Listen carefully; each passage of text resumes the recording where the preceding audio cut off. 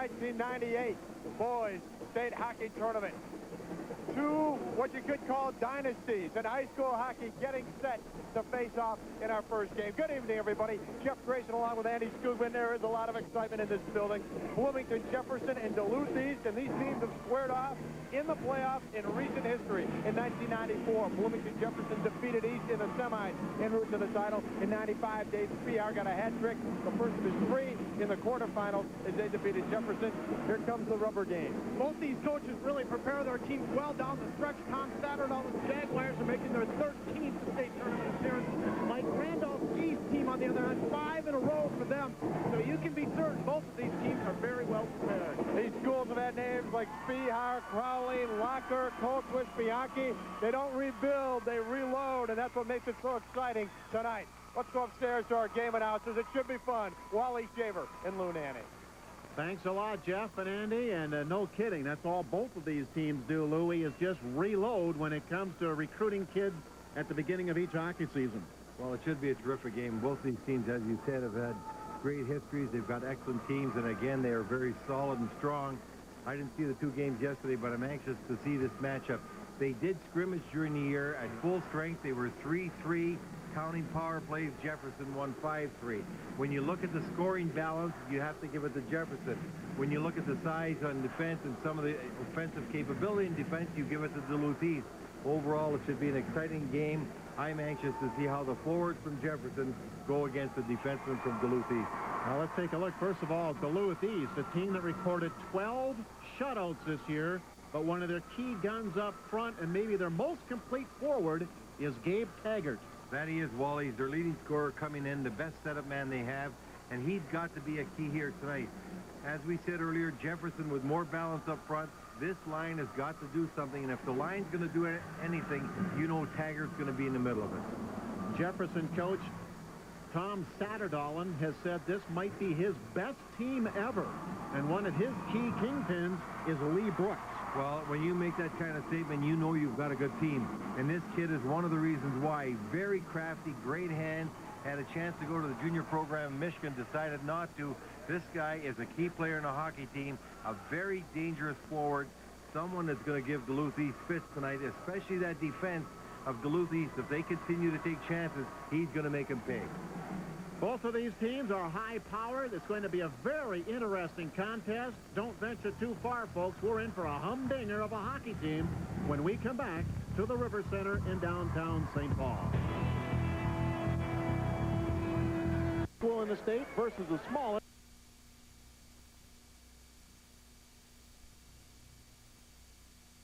You by the most award-winning brand of 4x4s on Earth. Check one out at your Jeep dealer. It'll be a standing room only crowd to see the semifinals of the Class AA competition.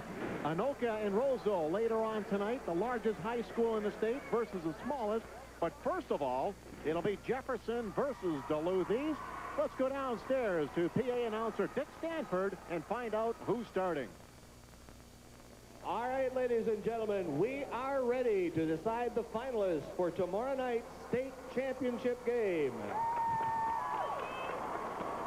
Our first semifinal of the evening matches the champions of Class 5AA with a record of 24-2-0, the Jaguars from Bloomington, Jefferson. And the champions of Class 7AA with a record of 23-3-0, the Greyhounds from Duluth East.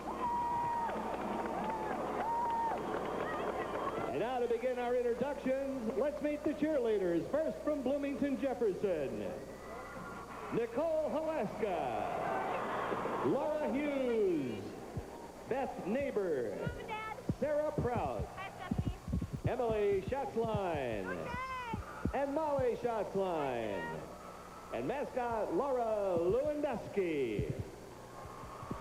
And now let's meet the cheerleaders from Duluth East. First, Michelle Rickard, Ashley Hubert, Amy Cooper, Wendy Celine, Kim Wallen, and Marit Halverson. And now let's meet the players. First, First, for Jefferson, in goal, number 35, Mike Stansberry. At defense, number 10, Eric St. Marie. And number 18, Nick Oprish. At center, number 12, Brian Kranz. And the wings are number 5, Dave Hergert. And number 19, Andy Kranz. Jaguars head coach Tom Satterdahl, assistant Mike Thomas, and the balance of the Bloomington Jefferson Jaguars. And now, starting for Duluth East, in goal, number 35, Adam Kuhl. At defense, number 4, Mark Anunti. And number 20, Nick Angel. At center for the Hounds, number 9, Gabe Taggart. And his wings are number 10, Dan Roman. And number 36, Kevin Oswald. Greyhounds head coach Mike Randolph, assistant Larry Traxel, and the balance of the Duluth East Greyhounds. Ladies and gentlemen, your officials for this semifinal game, the referees are Marco Hunt and Edward Zapita. Your linesman for this game is Jerome Krieger. And now we ask you to please stand and honor America as the Duluth East High School Band leads us in our national anthem.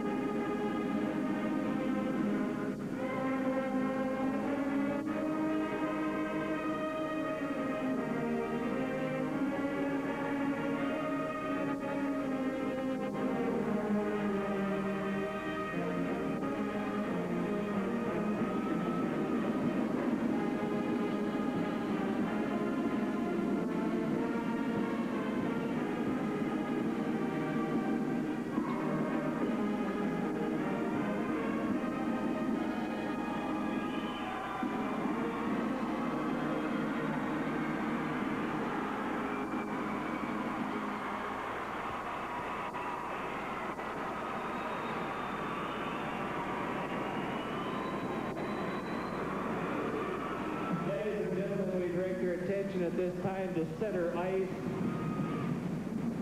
Could we please hold on the bands? Ladies and gentlemen, could we please have your attention?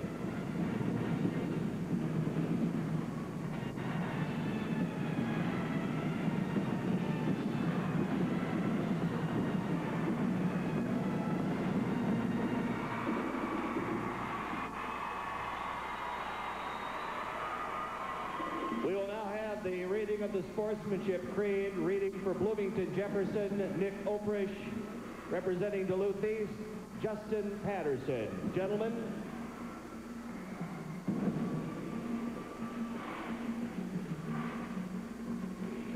Good evening. Welcome to the Minnesota State High School Hockey League Tournament. We appreciate your attendance at this tournament and hope you enjoy it. Hockey tournament is being played under the rules of the Minnesota State High School League. These rules provide for fair play and good sportsmanship among players and coaches. As athletes, we ask that spectators promote the ideals of good sportsmanship, fair play, and respect for our opponents and the calls of the officials. Thank you. Sportsman creed has been read. Introductions have been completed, and we're ready to go for what should be just a phenomenal hockey game. And I hope it equals what we saw last night in that absolutely thrilling game played between Roseau and Edina. Well, and also, Wally, when you look at it, Hastings put up quite a fight themselves last night. So you're going to have two teams in here that had to come through battles. And Jefferson obviously had a much easier game. They had outshooted their opponent. They were out shooting them 22-0 at one time last night. And so, you know, Jefferson didn't really get tested as much. But they have seen each other during the year, as we said earlier in the scrimmage. They know something about one another. They have different styles. You're going to see a much more offensive defensive unit when you look at Duluth East than you will with Jefferson. But the balance up front from Jefferson is something that is going to have to be contended with. And Duluth East defense have got to be careful tonight that they don't get caught up ice as much as they did last night. Because Hastings had a lot of 2-on-1s and 3-on-2s from what I understand. But the 2-on-1s can kill you. And the defenseman has to know when he goes up ice if someone's taking his place. And that's what Duluth East has to be wary of tonight. And that man, Tom Satterdahl, and coach of Jefferson, is going to try and exploit the moves of the Duluth East defenseman tonight. Face off at center ice. Puck dropped by Jerome Krieger, and we're underway in semifinal action as the puck is played down by Eric St. Marie. Adam Kuhl, one of the top goalies you'll ever see in the game, in net once more tonight for Duluth East Greyhounds. He comes in with an absolutely magnificent goals against average of 1.05. Barely a goal a game he's allowed all season, including 12 shutouts. Duluth East on the attack, and Nunty's shot goes off the goalkeeper wide. It's fed around the boards by number 12, Kranz. Brian Kranz to center right. Now here's Herget coming in after it. Takes a shot right on. Kuhl kicked it to the side, and Herget crashes heavily into the end boards. That's the man that you have to watch. When Herget gets coming wide on you, he's got a real good shot. He's got a heavy shot, as coach says. He's the guy that can put the puck away for Bloomington Jefferson.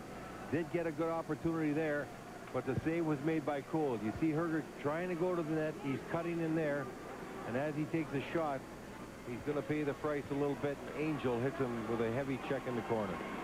That's what they have to do, is slow him down. Herget had 5 points in that win yesterday over Owatonna. Well, he's a big, strong kid, the biggest fella on the Jefferson team, and he's someone that's going to be tough to slow down because he likes to play a physical game. The line of Carlson, and Roberg out there now for Duluth East, but it's going to be an icing call against the Jaguars. We'll spot a face-off back in the Jefferson zone. And this is something you can expect to see a lot. Jefferson will try and turn that puck up ice quickly, and they have to make certain when they make those quick passes that they get them completed. You don't want to have too many icings in your own zone, but more than that, if you're not connecting with your forwards quickly, you're not going to really get the kind of attack going that you want to have against a tough team like Duluth East. You've got to have some sustained pressure, and that comes from having good line rushes coming up the ice. And especially with the fact that, as Mike Randolph, the Duluth East coach, has told us, his team has a little more offense this year than it has in the past. Not quite as tight defensively, even though they the statistics might disagree with that, because they have not allowed very many goals at all this year. That's right, but some of that is who you're playing and when they're playing. And if you look at their defense, as you said, not quite as defensive as a defense. Two of their defensemen are actually among their top scorers. You got Angel and Finnegan, both of those fellas with over 40 points, and you know when you're starting to get that many points, you're getting involved in the offense a great deal, and that's what they like to do. As a matter of fact, Finnegan played forward last year, so he has a feel for getting involved in the action and likes to do that. The big line of Roman, Taggart, and Oswald on the ice for East. They have played together for years, all the way up to the amateur ranks, played together as a second line last year for Duluth East, and are the big line to be counted on this year. Here is Roman with the puck at center, just turning it back into the Jefferson zone. Both teams taking rather quick line changes right now. East will have to backtrack in their own zone, and going after it is Mark Anunti. He's had a great year. Jaguars get it on the point. There's a long shot. Kuhl is down, and Anunti picks up the loose puck, has a man breaking, will bank it off the boards, looking for that Kuhl shot, but it won't connect. Jefferson turns it right back into the, or at least attempts to go into the Duluth zone. Now Anunti A backhand slash. The puck pops it high into the air. Seary going after it, but now Hagedorn there for Duluth East. Rolls across to the far side for Marshall. Couple players falling. Marshall gets up and pokes it just enough to get it deep into the zone. Now Marshall throws a check, but the Jaguars are there, clear of the zone. A race for the puck up at neutral. Kanan trying to get there for Jefferson, but it's taken over now by the Hounds. One thing you notice, that was awful close. That was a good try by Angel for a breakaway pass. Here's a timeout on the ice. On the icing call. We'll be back for more first period hockey here from River Center. Sloppy Joes and prizes, including Carnival Cruises, March 5th, 6th, and 7th, only at Benaford Mercury, 2 Harbors.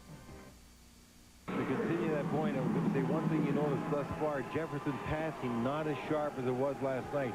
They haven't been able to connect, especially in the neutral zone, and one of the reasons Duluth East has not given them much space to make those passes. Reaching center ice was Oswald, who dumps it deep into the Jefferson zone. Now the Jaguars break out down the left side. Halligan with a shot. That's blocked. Hergert after it now. Excuse me, that was Brian Kranz. Hergert trying to cut out in front, but it's stripped away from him, and here's Taggart starting back for Duluth East. His pass is knocked down, but carrying on is Oswald. A deep slot, drops it off now. 22 is Finnegan, the defenseman, and you'll see him rushing in quite often. Taggart behind the goal, pries it loose. Taggart for Duluth East, rolls it back down low for Roman. Cycling in the corner, back to Finnegan on the point. There's a shot, and it's deflected by Oswald just off target. Roman after it behind the goal, leaves it for Taggart.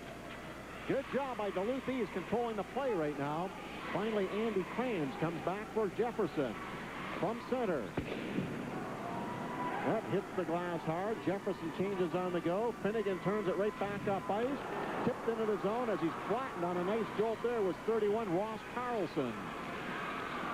Carlson tries to throw a check on the other side, but went flying over his man. No score in this game. We played 4 minutes. Broberg getting the puck for Duluth East on the attack. Back to the point now for Anunti.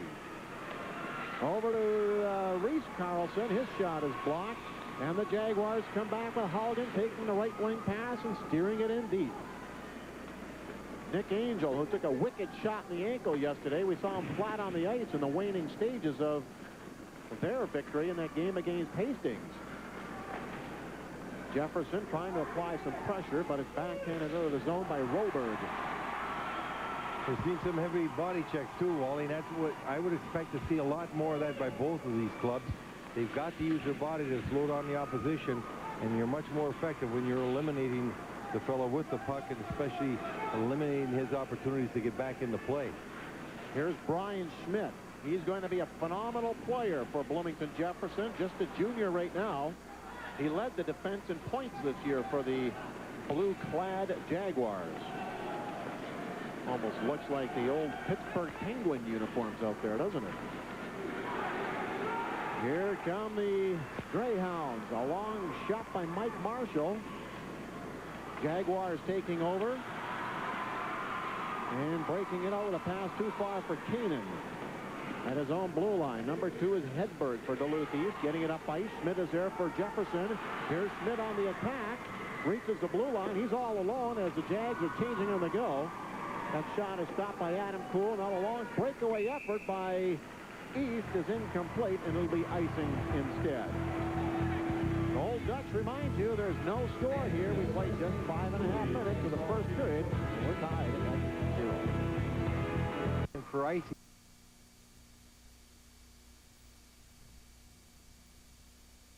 Area Burger King, always taking care of customers.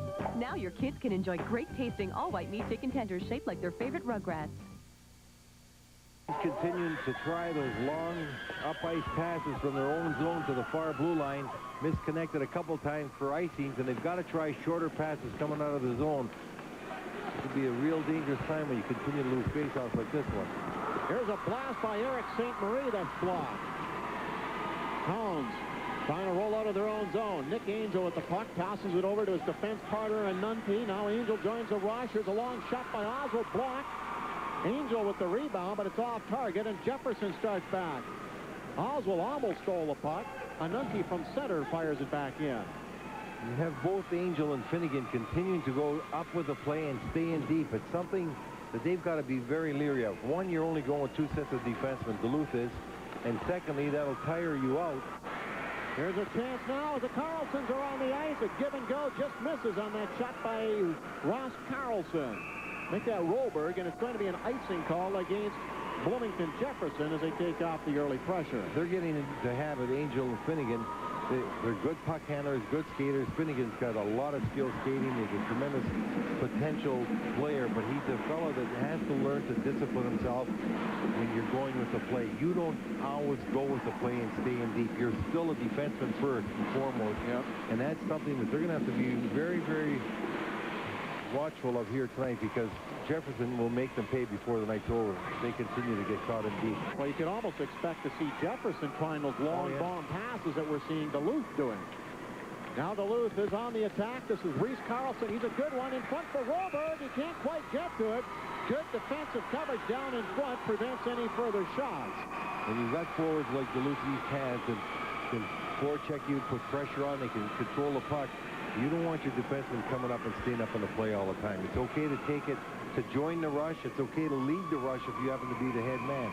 But anytime you see a man ahead of you when you're a defenseman, you give him the puck. You let the forwards make the play, and you follow the play up. You see a little skirmishing in front of the net, and that's something that you have to take care of. That was defenseman Lenton. Jefferson here goes with 3 sets of defensemen, and so they are very confident with all 6 defensemen. They don't worry about who they're putting out there. Duluth East, on the other hand, will just use 4. That's where you're pointing out that Finnegan and Angel have to watch how much they're skating, getting way down in the play, because by the end of the night, they could be too tired. You got a 1-goal game or a tie game, and all of a sudden your defensemen are getting tired because you've been in the play all night long. It cost you the game. Jefferson on the attack, 2 against 2. Across the line is Heisler, getting it over to Lee Brook. Back to Heisler, and he tipped it just wide of Adam Kuhl. Kuhl may have gotten a piece of it. Oswald in the corner, rings it around to the other side for number 10, Dan Roman. He plays big even though he's only 5'9". Roman now kicking it ahead and driving it into the Jefferson zone. Hustling back after it now is Brian Kranz. Cleared out of the zone and lofted back in by number 20, Nick Angel.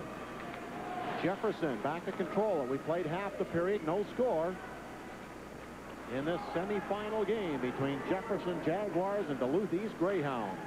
A classic matchup. Marshall tossing it across the line. Again, Jefferson breaking up the play. That was Angel in deep. Long pass going out to center ice. Hurrying back for it is Mark Anunti. He's a defensive defenseman, and he's got to be with a guy like Angel as his partner. It's knocked out to center ice, shoveled right back in by the Jefferson Jaguars. Doing the job there was number 9, Ryan Lenton. Played forward last year. Angel looking up ice. Tips it onto the stick. Here's an opportunity now. Working in on goal is Carlson. And Ross Carlson's shot rises out of play. Still no score on this one. We'll return to the River Center in downtown St. Paul for more semi-final action.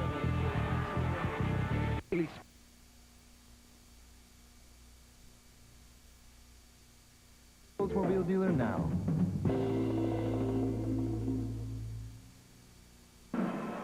Since there's no red line for offsides in high school hockey, you could see Duluth trying to really spread Jefferson out and tried a lot of long passes out of their own zone here tonight. Shot is blocked by the Jefferson defense. Here's a backhand shot by Reese Carlson going by, off target. Reese gets it again. He's number 32 down there digging behind the goal. Carlson sends it back to the point. Finnegan pumps it back down low. Ross Carlson now will pick it up. They're brothers. Ross is just a junior, a sophomore rather. He plays it in behind for Rolberg. Rolberg is peeling away from it, and Oprish of Jefferson lost it. Here's Ross Carlson with a shot blocked. Rolberg couldn't quite hang on to the rebound. Now it's hanging loose. The Jaguars didn't know it was there. Looking back for it was Hergert, but unable to find it. Shot right back in by Duluth East. They have definitely had the offensive momentum going in their favor in the early going. They've been doing some good job of forechecking, causing some turnovers in the zone. They've had the opportunity to get in position for some shots, but thus far, Wally, we've had no real good scoring chances by either team. The defense is doing a good job of eliminating those chances, even when they lose control of the puck. Lee Brooks, a nice little tip with his skate, sends it up ice now for Heisler, trying to cut in on goal. He does, but Adam Cool slides onto his left side and holds it. There was a good move by Brooks. He's coming up ice with the puck, and he's coming from a long way. Angel had come on the ice, and he wasn't able to get up into play. So by this time, you look at him, he's almost flat-footed. That way, Brooks has time to go around him, cut in on the net. Good play by Cool, not allowing Brooks the opportunity to come in front. But when you get on the ice, you've got to get up with the play as quickly as possible. When you don't, then you have no speed, and that's what happened in that instance. Angel was flat-footed by the time Brooks came down. He was able to cut right in on the net. Good play by Cool, though, eliminating that scoring chance. Still no score as we approach the 10-minute mark of the period. Here's Lee Brooks charging across the line now for the Jefferson Jaguars. His centering pass was blocked as he was surrounded by white-clad Greyhounds. Now up the middle is Jesse Hagedorn. Just dumping it in. Jaguars trying to clear it, taking a poke at it down there was number 28, Terry. Terry backhands it, but it heads over the boards into the benches. And we'll have another timeout. Old Dutch reminds you it's still a tie game at 0. We'll be back for more from River Center. The entire line of 13 new 1998 Polaris ATVs and 6x6s. 2, 4, or 6-wheel drive from the Power Sports Specialist, Duluth Lawn and Sport. Scoreless game here in the first period between East and Jefferson. Really no good scoring opportunities yet, but the action seems like it's opening up somewhat, and you could expect that there's going to be some good goal scoring opportunities before this game's out, because it's getting a little too wide open, the style of play we've had thus far. A lot of long passes, people caught flat-footed. There's just going to be opportunities to create some chances with the way people are missing their checks and just trying to play the puck so much. Knocked down from behind was number 22, Pat Finnegan. Puck bounces loose. Here's a 2-on-1 opportunity now. Ross Carlson over to his brother Reese, but the puck was a little bit ahead of him. When you got a good shot like Ross Carlson had there, he's only 20 feet in front of the net. The defenseman played it smartly, took the pass away. You've got to take the shot. He actually was passing to a fellow that would have had to accept the pass on his backhand, would have had no angle at all. Yeah. You've got to take that shot. Duluth passed up a quality chance right there. Well, here's a steal. Jefferson right in, and fighting on the play was Dave Herger, who scored 3 goals yesterday. Finnegan, the last man, tried to stick handle around Herger, and he just lost it. Fortunately for him, Herger fanned on the shot. St. Marie with a blast now. That rises over top the goal. Kranz putting it out in front. Picked off, but it's still in the zone. Now Andy Kranz trying to cut in, but here come the Greyhounds right back. Wide open hockey. Taggart tries to split the D, but St. Marie steps in front of him. Angel breaks up the play at the blue line. This is number 36, Oswald, getting it ahead for Roman. Just out of his reach, and Oprish is behind his net. Sends it around to his partner, St. Marie, who slides it right back over to the other door. And Anunti now will chase it down for Duluth East. He swats at it, sending it to center. There's some open ice for Angel. He almost lost the puck. Anunti is recovering, as he usually does in those situations. Now Angel getting away from a couple of players, just banks it out to center. Oswald is there to take the pass, beats Roman, cuts to the right. Roman stops, winds, fires. That rises wide. Anunti holding it in at the point, but then a second effort by Hergert clears it. And this will be icing called against Duluth. Make that Jefferson. Still no score. We'll return for more hockey.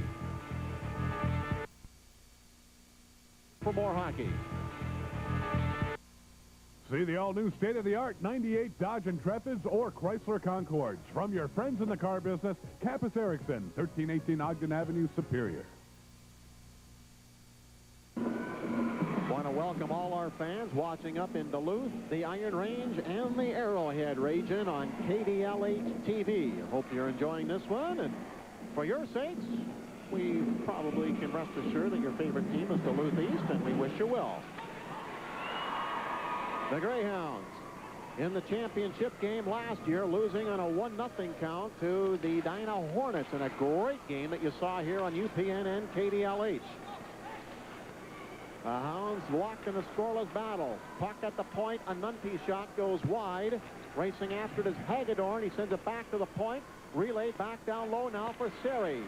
Number 28, Nick Seri, putting it out in front, but it ends up at the wrong end of the building for his sake. A lot of passing going around on the perimeter. No real openings for the Duluth East to get the puck in scoring position. So to this point, again, shots on net, they're pretty even, 5-5 as a matter of fact, but no good quality chances except for the one Hergert fanned off.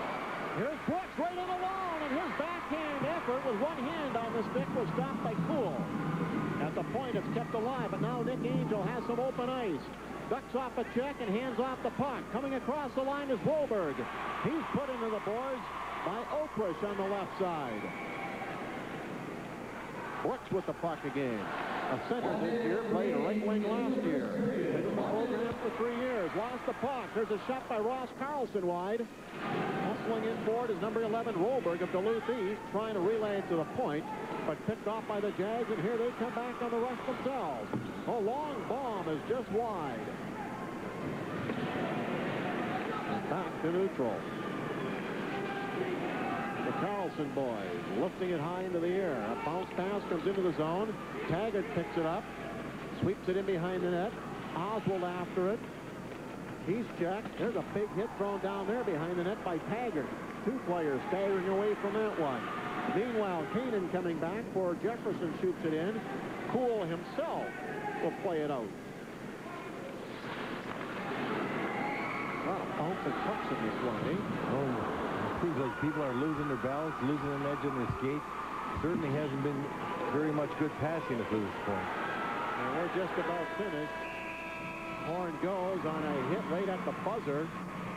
And these two teams will skate off in a scoreless deadlock. We've had some wide open play, but also a lot of sloppy passing, to be perfectly blunt about it. Well, I think, Wally, each of those coaches would probably say it's got to be among their worst periods of hockey. I don't think either club looked nearly as good as they can play. And I say that because they weren't moving the puck well. There was no real good passing plays. There was a couple of good individual plays. There were many, many mental mistakes. People caught out of position a great deal on both teams. Duluth East getting caught up ice a lot. They're very fortunate that Jefferson didn't make them pay for that. And when you look at it, no quality scoring chances with the exception of one Brooks had near the end. But at the last minute, Angel was able to get a piece of him, so Brooks only had one hand on the stick to get a shot away. Still made a good play and could have scored had the save not been made by Kuhl. But no real good quality chances like you would expect these two teams have the kind of capability they have to do. And I think a lot of that is maybe they're nervous, maybe they're just a little loose, but they certainly are not playing nearly as well defensively or positionally as they can play. Well, we'll find out what Andy Skugman can draw out of Mike Randolph on his thoughts. And we want honest thoughts out of him now, Andy, about how this period has really gone. All right, Wally, I'm doing my best here. Coach, your thoughts on the first period? Pretty good first period.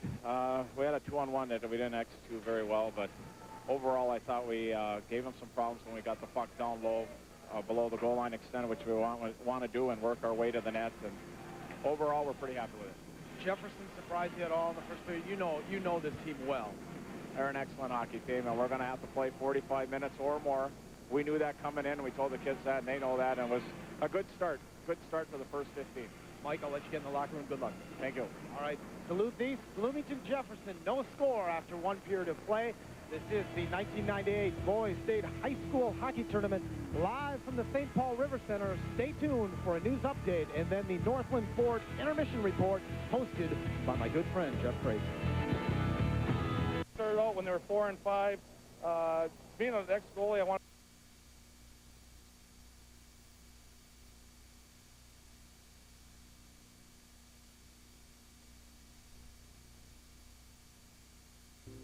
My final, Bloomington Jefferson and Duluth East. You see it right there. Goose eggs after 15 minutes. This is the Northland Ford Intermission Report. I'm Jeff Grayson back here at the St. Paul River Center. Duluth East has quite a hockey program. This is their 5th consecutive year in the tournament. But when it comes to Duluth East goalie Adam Kuhl, you could say success runs in the family. I'm joined by Adam's father, Clark Kuhl. Clark, 1971 graduate of Duluth East, and you played? Yes, I did. Goalie? Yes, I did, Jeff. I played a lot. I started in 68 and graduated in 71.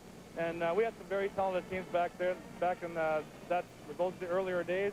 But we just never could overcome the challenge to get down here.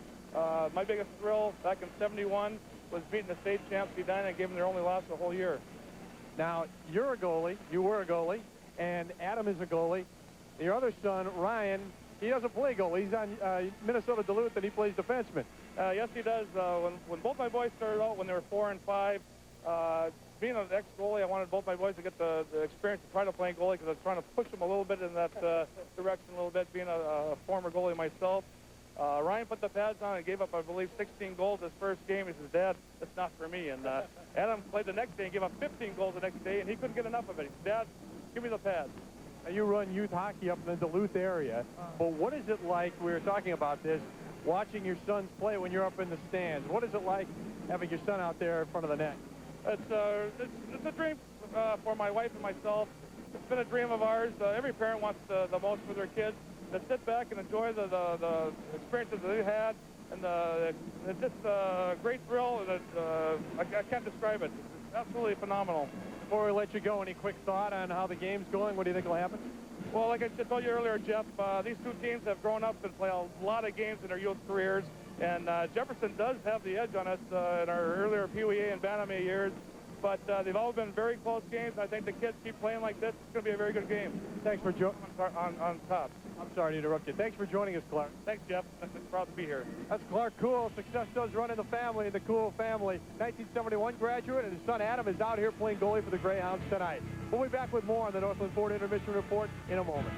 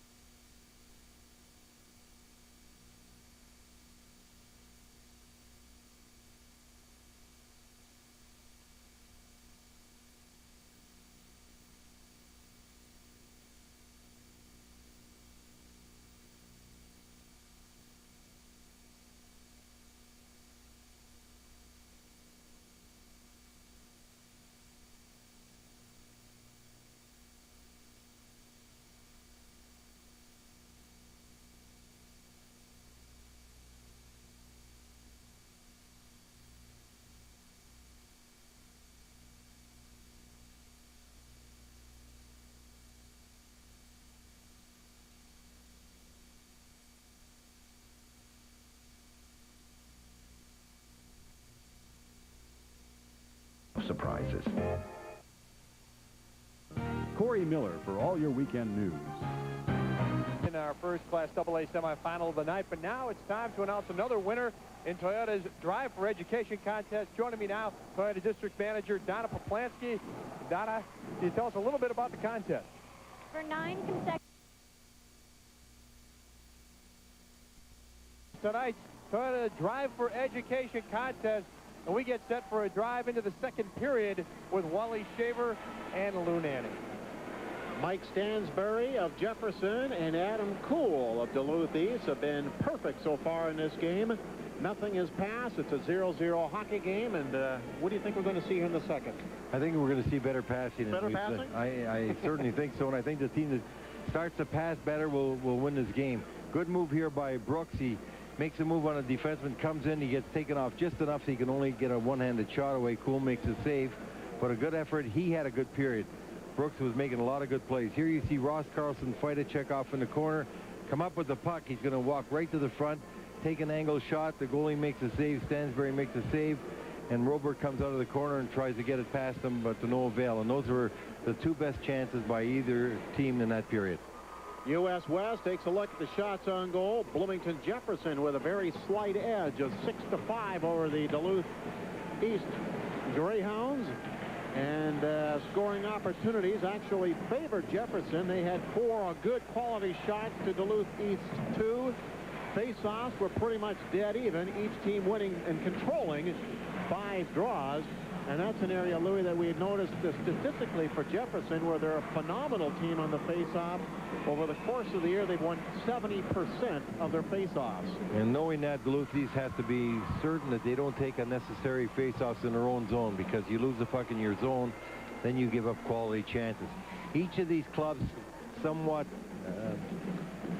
off on their passing game, trying to force the puck much too much. They're trying to get it through people, or not taking their time to make the plays, look for openings, and snap it on the stick. And when you're doing that, you see a lot of passes going awry, because just right there, when you got easy men to hit, you've got to put it on the stick.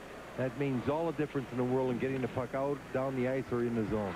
Much different game than we saw yesterday with Jefferson, where they're putting it on the tape, hanging on to it, and it's boom, boom, boom, and rolling right past Owatonna because of that. And that's what Coach Satterdahl told me before the game. He said the first period, we couldn't have passed the puck any better. He said everything we did was right on the tape, and because of that, they had a 22-0 shots on goal. See, there's another pass, another icing, just because of an easy outlet pass being missed. And we saw so much of that in the first. They're hurting themselves. And maybe, you know, you get nervousness. Each of these clubs know the other's very talented, maybe as good a team as there is in the state, so you get in a position like that, and rather than being relaxed and playing the game, you're letting your emotions take over, and then you're not nearly as sharp when you're making plays as you should be. Once they settle down, whoever settles down first, I think, is going to be getting the best chances in this hockey team.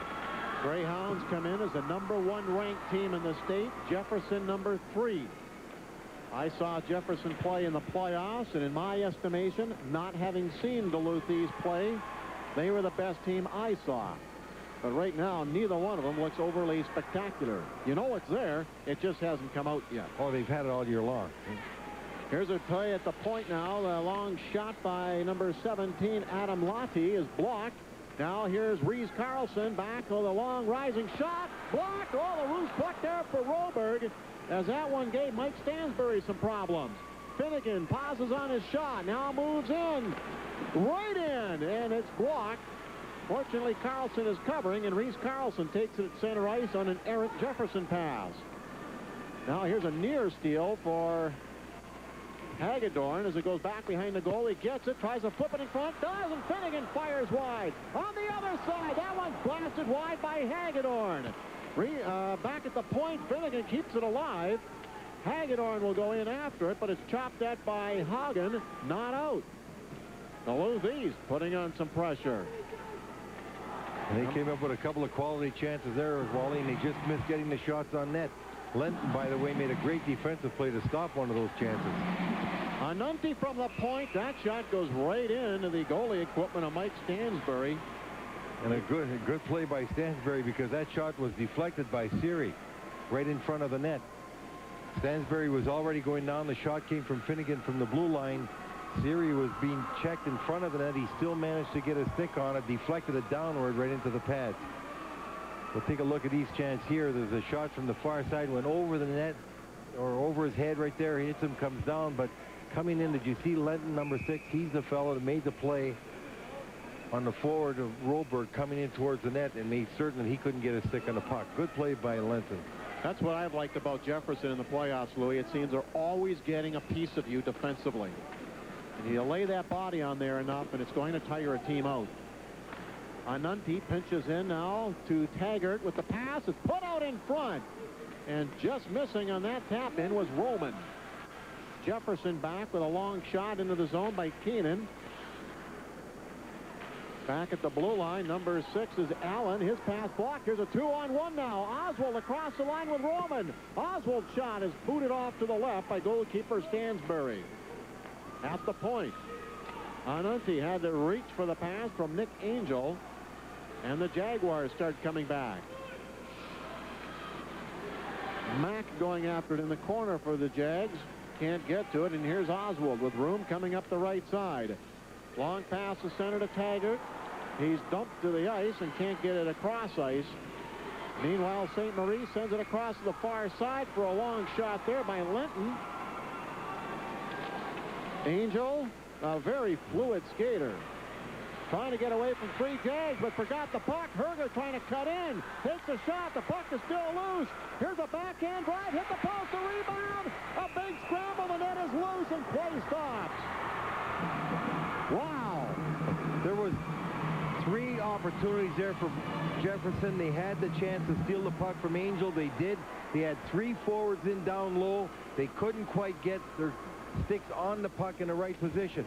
Watch it here. A shot coming from the side and right in front of the net. That puck is just bouncing around, and as Jefferson Andy Krantz tries to shovel it home. A good recovery by Duluth East to come back and knock that puck away and knock the net off. Here's where the defenseman got checked, and Jefferson steals the puck. There's 1 shot. Now here comes the second one from the side. Now watch that puck come right in the crease. Krantz is going to be thinking about that one. He was 1 more step towards the middle. Here's Andy Krantz, number 19, turning it down low for his brother, his cousin. Duluth coming right back. Roberg leading the charge, straight up the middle, leaves a trailer for Carlson. He shoots it down low to his brother, Ross. Ross is crunched into the inboards. Roberg gets it loose. Reese Carlson, fighting off traffic, is grabbed by St. Marie and dumped to the ice. There will be a penalty. Roberg to Ross Carlson. Ross Carlson trying to turn it back, but St. Marie squeezes him off the play, and the call is made. Okay, the first major stat of the game coming up with a penalty against Jefferson. We'll be back for the Duluth East power play. Duluth East, the first power.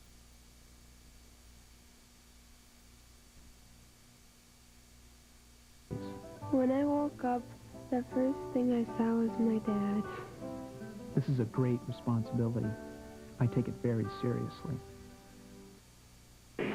You're going to see St. Marie holding Reese Carlson, pulling him down. That will give Duluth East the first power play of the evening. One thing to note, Jefferson this season has scored 12 shorthanded goals, 8 by Hergert on the wing. So even though Jefferson gets to be shorthanded, they're always a threat.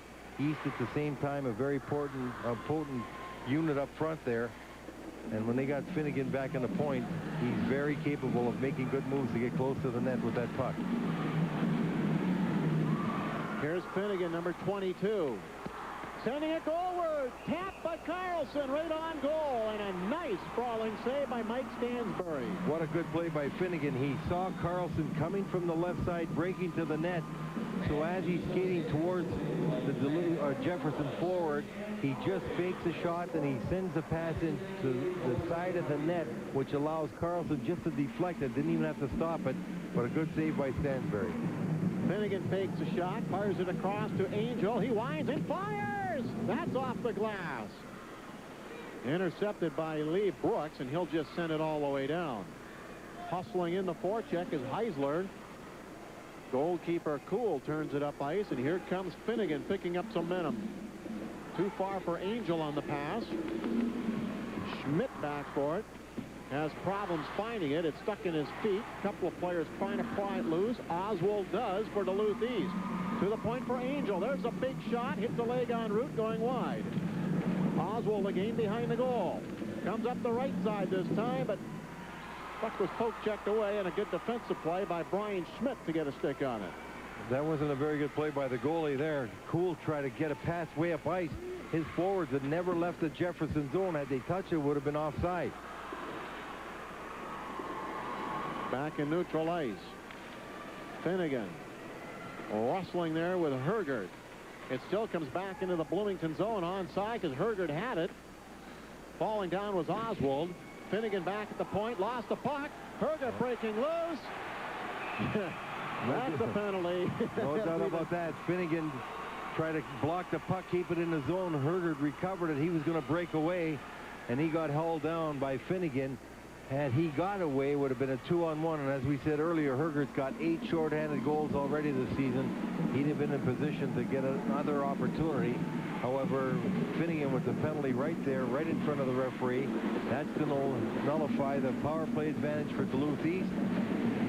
33 seconds from now, Jefferson will be full strength, and they'll have their first power play of the evening as we look at Finnegan going off for Duluth East for his first penalty of the night for the Greyhounds.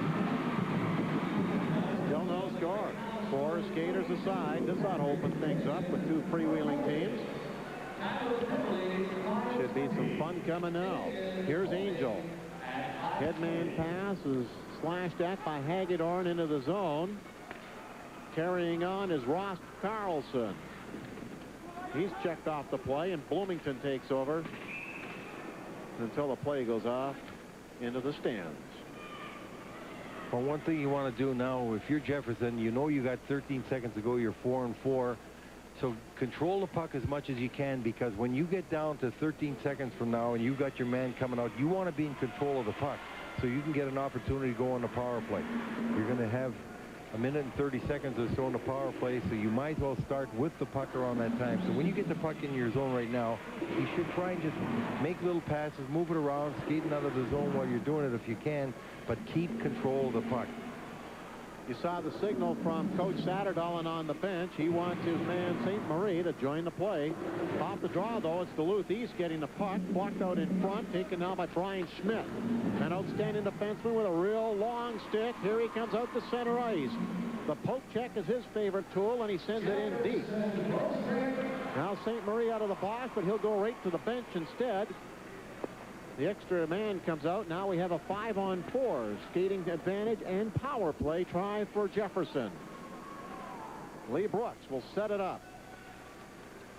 Likes to volunteer for food drives in Bloomington. His long pass up ice, too far for Hergert, but he goes in after it and gets control. Good hustle by Dave Hergert. Off onto the point now, or the side wall. Trying to set it up, working the umbrella down low. Point man is Brooks. And here it comes to him. Tosses it off to the other side for Hergert. He lets the wrist shot go, blocked out in front. There's an open man out at center, Anunti. Roman tries to get him the puck, but is unable to do so. Back up to Brian Schmidt, who steers it in. And you see Schmidt's a defenseman, but they play him down in front of the net. He likes to go down in front of the net, screen the goaltender, and they move the puck back to the point where Lee Brooks is at the blue line, and he's the key man to move that puck around for this Jefferson Hockey Club. Heisler putting it back towards the point. There's a bouncer in front, and it's just over the stick of Schmidt. Schmidt beats Heisler. Over on the far side now. Brooks open at the point. Takes the pass. The wrist shot is right on. And Adam Kuhl looks cool on that one. Schmidt was in front, but he just happened to get moved to the side by Angel, or by Finnegan, and as he was moved to the side, Kuhl could see the shot coming all the way, was able to glove it. You see Brooks playing way out at the top of the circle. That's Brooks way up high, and he takes a look. He sees Schmidt down in front. He's going to use a screen, but Schmidt got taken aside. And it was an easy catch for Kuhl to make, and he gets the face-off to his left with just 6 seconds to go on the penalty. Nearing the midway point of the second period, it's still a scoreless hockey game.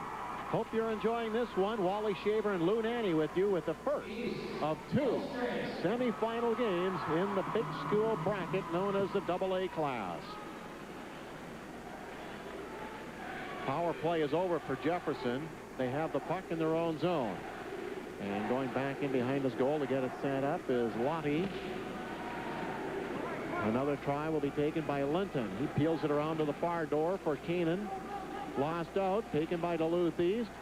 Keenan getting it once more for Jefferson. Banks it out to center ice. Corbett picks it up on the fly. He runs track as well. Here's Corbett coming into the zone. Takes a shot. Deflected off defenseman Hedberg. Back comes Roman. Duluth East on the charge. Down the left side. Shot goes nowhere except off the skates of Linton. Several players digging for it. Linton backhanding it, deflects off of the body and heads out of play. 6:44 to go here in period number 2. It's still a scoreless game. We'll be back to downtown St. Paul for more Capital City hockey. Defense.